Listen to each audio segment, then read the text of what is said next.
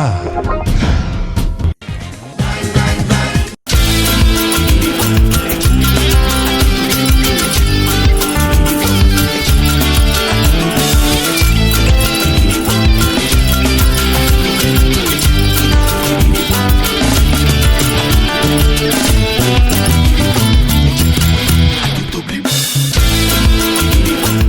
Soyoyo, déjà, pour vous dire, Soyoyo, c'est d'abord une musique. C'est une musique créée par la Panthère Noire, Robertson Siba, Kromibo, Eddie Lobo, Eddie Bass et tout ça. Donc c'est une musique qui est très populaire. Ça a été créé dans un quartier populaire de Vaudier. Et moi, je suis un artiste qui souhaite être aussi populaire que ces musiciens-là. Mais pourquoi le choix de Soyoyo? Soyoyo, c'est parce que quand j'écoute cette musique, les notes me ramènent à plusieurs influences. Il y a l'influence congolaise que vous connaissez, il y a la musique avec les tempos du Bénin, à travers la voix et tout ça. Et mon travail d'artiste plasticien est aussi nourri de plusieurs influences. Et il faut dire aussi que Soyoyo, cette musique, est aussi très agréable à écouter et à entendre. Ça reste toujours aujourd'hui une des musiques les préférées des Béninois. Et donc ça veut dire que les Béninois savent créer aussi quelque chose de beau, quelque chose qui peut aller au-delà. Et je me suis approprié ce nom pour nourrir le titre de cette expo, parce que je me dis, je fais une comparaison entre cette musique et avec ma peinture. Ma peinture, elle est agréable, elle est nourrie de plusieurs influences. Il y a des couleurs qu'on pourrait penser au pop art américain, et comme aussi on pourrait voir comme l'impressionnisme occidental. Et donc c'est tout ce mélange qui nourrit mon travail, que j'ai retrouvé aussi dans la musique Soyoyo, et j'ai voulu à travers ce nom créer maintenant un style d'art, un style de manière de peindre qui pourrait être identitaire aux artistes plasticiens béninois. C'est-à-dire que nous connaissons le pop art qui est né aux États-Unis, nous connaissons l'impressionnisme, on connaît l'abstraction, figuration, mais pourquoi pas aussi au Bénin dire que les artistes du Bénin à une période ont créé le Soyoyo qui pourrait nous servir d'identité, qui est faite de mélange d'influences qui viennent d'ailleurs et de ce qui est béninois à travers nos coutumes, nos traditions. Voilà, c'est ça.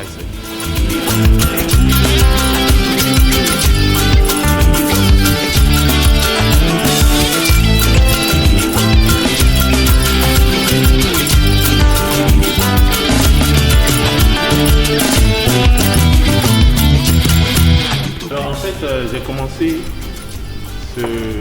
cette pièce pendant le vernissage qui a eu lieu le 6 avril passé. Et donc c'est un travail en live et j'essaye de représenter un danseur. Donc là on peut voir un danseur qui est en démonstration. Donc c'est un monsieur qui a ses bras tendus. On pourrait penser à un danseur qui fait de la danse contemporaine.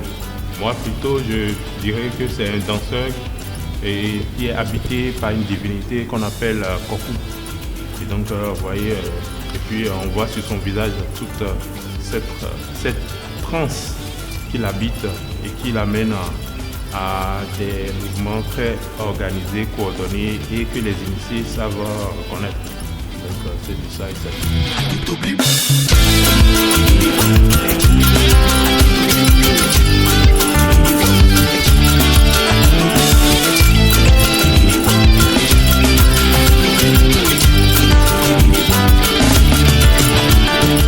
Je sais que j'ai vu Koku plusieurs fois quand je vais à Ouida pendant le 10 janvier. Mais après, je ne saurais vous dire exactement, parce que comme je ne suis pas initié, moi je suis juste un spectateur et j'apprécie tout ce qu'il y a comme démonstration pendant les grands événements culturels chez nous au Bénin.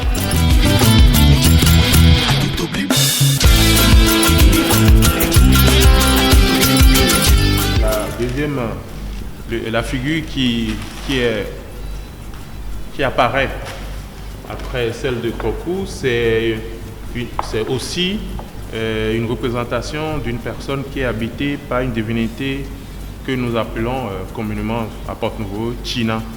C'est une divinité de bienveillance qui apparaît à des moments donnés et qui sert à ce qu'on m'a dit, qui sert à nettoyer la ville de Porto-Novo de tout ce qui est maladie, de tout ce qui est mauvais esprit. C'est une divinité qui nettoie, qui rend propre la ville et les débarrasse de tout ce qui est mauvais pour le bien-être de la population. Je pense que cette divinité, on aurait pu l'utiliser pendant le Covid pour que on puisse se débarrasser très vite du Covid.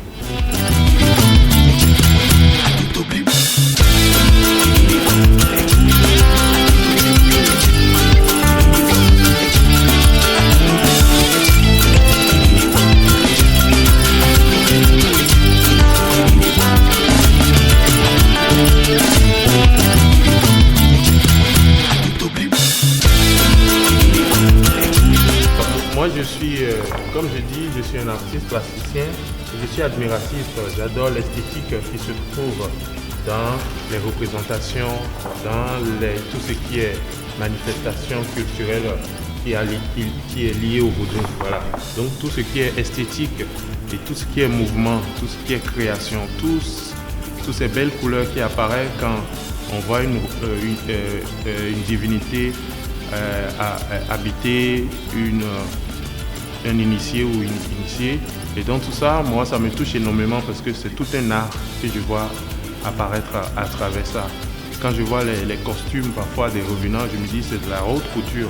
C'est quelque chose qui est fait avec précision et qui est fait d'une manière très élégamment. Tout est fait de manière à ce que toutes les couleurs soient révélées et le message qui est porté soit vu et apprécié. Donc c'est pour moi une manière aussi de ramener dans le milieu de l'art contemporain et toutes ces richesses que nous avons dans notre patrimoine culturel, le vaudou ou ça. Donc c'est un peu mon travail d'artiste contemporain que j'essaye de faire montrer.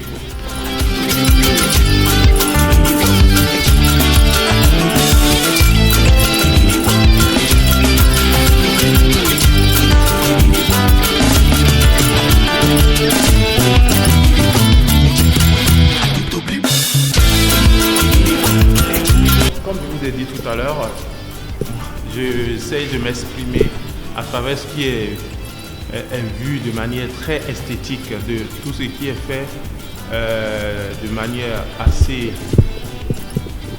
populaire. Parce que quand on voit les divinités apparaître dehors, dans les rues, on apprécie la couleur, on apprécie aussi la beauté de ces représentations de ces différentes divinités. Donc c'est vrai qu'on voit les raffias et on pourrait imaginer que c'est une représentation d'une divinité que nous connaissons bien, mais non, ce n'est pas le cas ici. Ici, c'est juste, je m'approprie de la matière végétale qui est le raffia pour construire l'histoire de cette dame qui est une mariée et qui s'habille en raffia.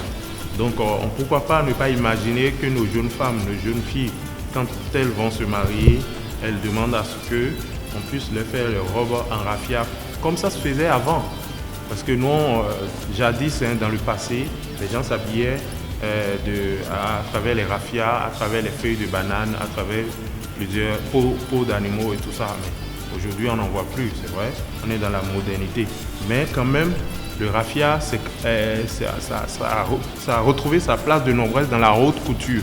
Il y a des couturiers qui l'utilisent pour agrémenter la tenue des mannequins qui vont marcher sur des podiums mondiaux. Donc le raffia, pour moi, ça a tout un symbole aussi, parce que je suis né à Porto-Novo et j'ai grandi en voyant le raffia utilisé dans l'apparat, dans les costumes, dans tout ce qui porte une divinité qui est connue à Porto-Novo. Donc en tant qu'artiste, je m'exprime à travers cette matière-là.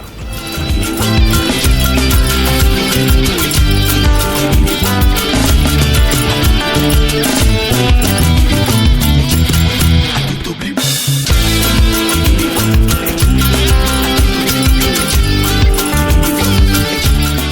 capte quelque chose que je vois à travers les événements comme les danses et comme les cérémonies rituelles et tout. Je capte. Et puis, je regarde et ça me parle et puis après, je les représente. Donc, pour les divinités, je ne pense pas que je peins les divinités. Peut-être je peins des personnes qui sont habitées par les divinités, qui, à un moment donné, sont en transe. Et donc, quand vous regardez ces personnes-là, j'ai essayé de capter leur portrait. Donc, c'est pour ça, vous allez voir des personnes habitées, des personnes en transe, des personnes qui, à un moment donné, sont pris par la transe pour pouvoir communiquer avec les personnes dans l'au-delà. Et donc, c'est pour ça il y a ces visages que vous voyez qui ont l'air un peu torturés, mais en réalité, non, c'est parce qu'ils sont à un niveau, à une étape où ils sont entre les vivants et ceux qui sont de l'autre côté, qui sont au-delà. Donc, c'est ça, ces visages que vous voyez. C'est des portraits d'âme, en fait.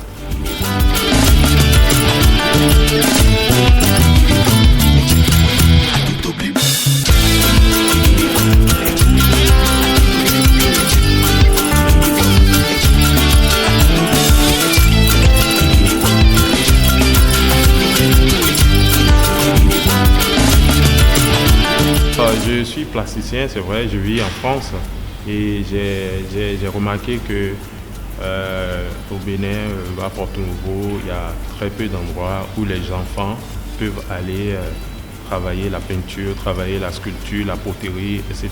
La danse, les chants. Et donc, avec mes petits moyens, j'ai mis en place depuis 2019 la Grande Place, qui est un lieu dynamique, un lieu de rencontre interculturelle ou de médiation aussi, où les enfants ils viennent apprendre à faire le dessin, la peinture, à toucher à l'art.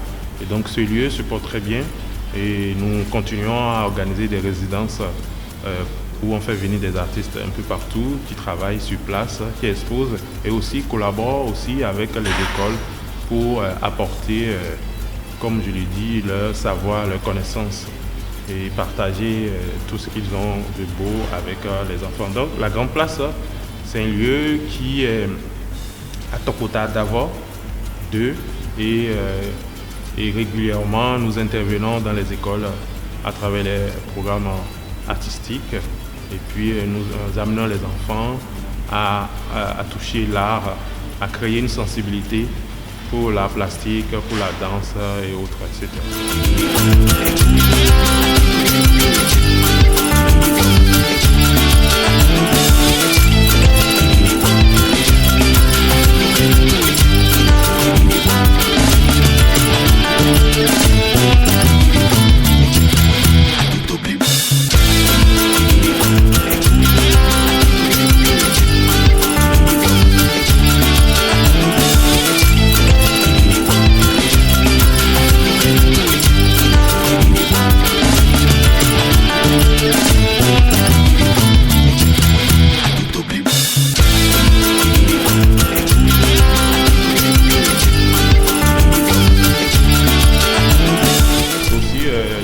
Des changements climatiques que nous observons.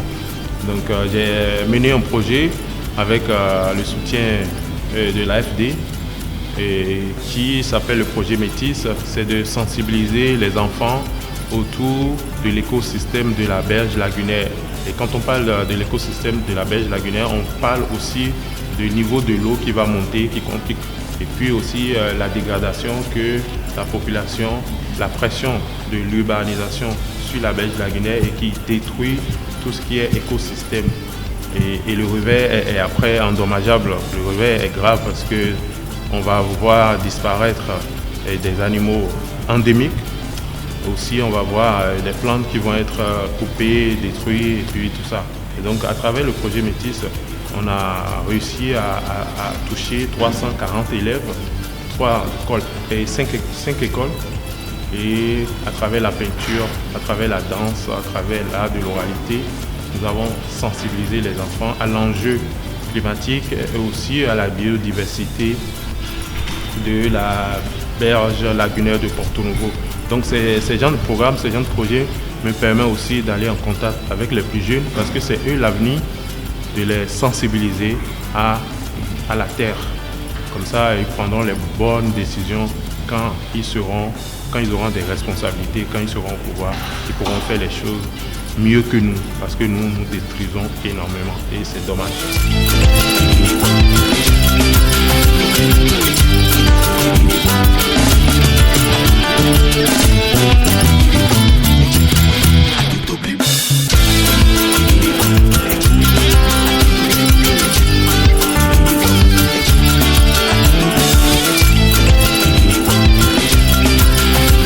Moi, j'ai juste à demander aux Béninois d'avoir moins de complexe d'appréciation de l'art contemporain, parce que quand tu exposes tes œuvres, on a toujours entendu les Béninois qui pensent que c'est pour les Européens, c'est pour les expatriés, et ils disent ah c'est beau, ça va plaire aux Blancs. Donc c'est une manière, c'est très complexé quoi, parce qu'on ne travaille pas pour les Européens quand on est Béninois, on travaille d'abord pour les Béninois, et puis après les expats, les étrangers apprécieront parce qu'on n'est pas fermé. Donc c'est vraiment dommage que nos pièces, nos œuvres majeures aujourd'hui en tant qu'artistes contemporains sont déjà dans des grandes collections, et il va se faire que dans 50 ans, quand on va se réveiller de notre long sommeil, on va faire encore l'histoire de restitution des œuvres contemporaines des artistes. Vous voyez, donc c'est dommage. Donc aujourd'hui, nous sommes accessibles. Le prix de nos œuvres est accessible, encore accessible. Et aussi